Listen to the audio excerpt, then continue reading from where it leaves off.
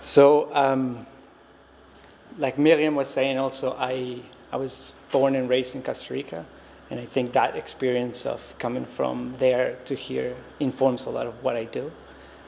I made a selection of works, and I'll mainly be talking about work related to the work in the show and work related to the show.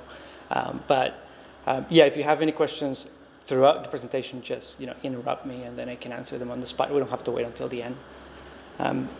So like I was saying, my work is informed by that experience of cultural and geographical sort of relocation, of moving from south to north, from one language, Spanish, to another, from a so-called third world to a first world. So this idea of journeys and movement inform a lot of what I do. This is from my sketchbook. And in terms of my research question, I've been really interested in these three concepts. But what interests me about them is sort of their interstices or their connections in between. So I'm interested in language, for example, but as it relates to violence or as it relates to identity. And my work has been then, ever since I became interested in this, a kind of exploration of those spaces in between, so the spaces with the little lines. And I see my work as a kind of topological study of those spaces. And when I mean topological study, I mean that quite literally, making maps, for example. At one point, when I did this, I started thinking that I was really interested in those three spaces, 1, 2, 3, and I started wondering what the fourth space would be like. And I came to the idea of making a map of it, which is in the show. It's here in the corner because it hangs over there. So I'll be talking about the map first. The inspiration for the map came from different sources. On the one hand, I came across this book by Alberto Manguel. It's called The Dictionary of Imaginary Places, and it's basically like an inventory of thousands of places and costumes and objects, all from literature, fictional places and fictional. So on the right, for example, is an entry from the book. It talks about Azar, which is a valley from a book by Edgar Burroughs that is called Land of Terror. So that was one of the sources for the map. So this is the map. So I was working on a few subject maps of that space in between these three circles, and I started thinking, what if I turned these subject maps into an actual map with provinces and valleys and towns, and what would that look like? And all those decisions as to what would be what in that map are not arbitrary, but they have some kind of meaning to me, or they have some kind of poetic insinuation to them. I won't go into like extreme detail about the map because there's a lot in it, but it's basically divided in 4 provinces: province of system, province of representation, province of violence, and province of things. And it's sort of a game. I'm quite interested in games, as you can see from that installation. So the four provinces, the map is called An Empire of Language as a Place of Struggle. And the 4 provinces, they serve as 4 different frameworks for thinking about language. So language as a thing, or language as representation, or language as a system. So the map started as a kind of research tool for me to develop a body of work. And I was working on an exhibition for the MacLaren Arts Centre in Barrie about a year in advance. And the exhibition was in the framework, well, the MacLaren used to be a public library. So they have this festival called Carnegie Days, where they celebrate that history as a former library. So I devised the map thinking that I could use it as a kind of network or as a kind of matrix for developing work for that exhibition.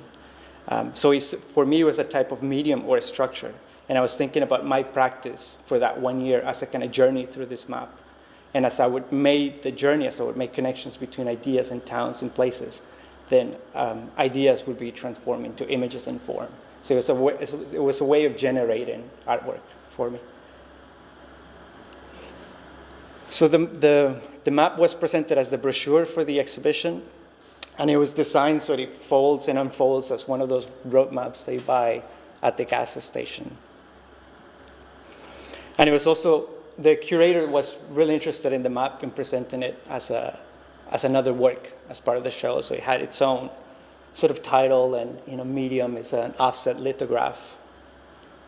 So one side is the map, the other side has the essay by the curator with the, the general information that goes with an exhibition, acknowledgements and whatnot. But I'll go back to the map briefly later on, and I'll try to talk about how I used it for developing work. But the first work that I like to talk about is the video, which is on the other end. It's called Disruptions. And the work was inspired or sort of loosely based on two things. The first one was that film, Alexander Sokurov, called Russian Ark. And it's a really fantastic film. It's 96 minutes, and it was shot in one continuous shot. So they didn't stop the camera. There's no edits. And there are like over 2,000 actors and actresses and 3 live orchestras. And so it's a fantastical technical achievement on the one hand, but it's just really beautifully done. One of the effects of that kind of continuous shot is this kind of unbroken flow of images. And I was thinking that, and I thought that metaphorically that was an appropriate way for me to think about library and language. The other inspiration for that video is a short story by Jorge Luis Borges called The Library of Babel, which just really briefly talks about that the universe is a library, and there's every possible book and every possible language, even non-languages, which are just combinations of letters that don't mean anything, but there's no catalog to that library. So people go mad trying to find a book that is worth reading. So in the film, I became interested in the main character and his relationship to the museum, in the way that he portrays the museum as a kind of vessel or ark for preserving time. And there's a really interesting way in which he talks, and the way he's kind of seduced by paintings and sculptures and the way that he talks to them. So the museum in that film work as a place where history is accumulated and conserved. And I became interested in having a similar relationship to books and to the library as a kind of museum of knowledge. All the more taking that in a library, objects are curated the way that objects are in a museum. They're divided into subject areas and they're looked after by librarians. The film was shot in Glasgow University Library, which is like a really fantastic library of 9 floors. And it's just under 14 minutes, and it's on the show, so I'm only going to play a 4-minute clip just to give you an idea of what that was like.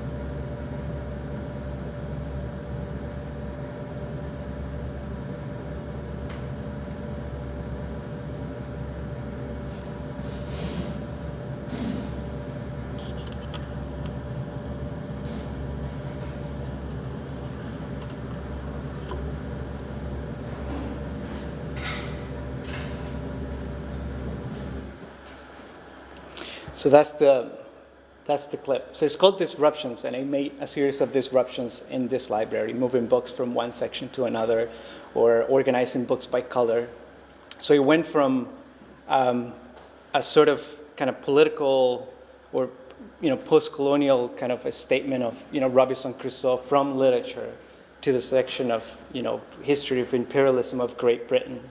And then I started thinking that any kind of classification, whether you think about Robinson Crusoe as literature or as part of that colonial imagination, is always arbitrary. So then I devised other systems for the library. So I shelved books by color, or 100 Years of Solitude by itself.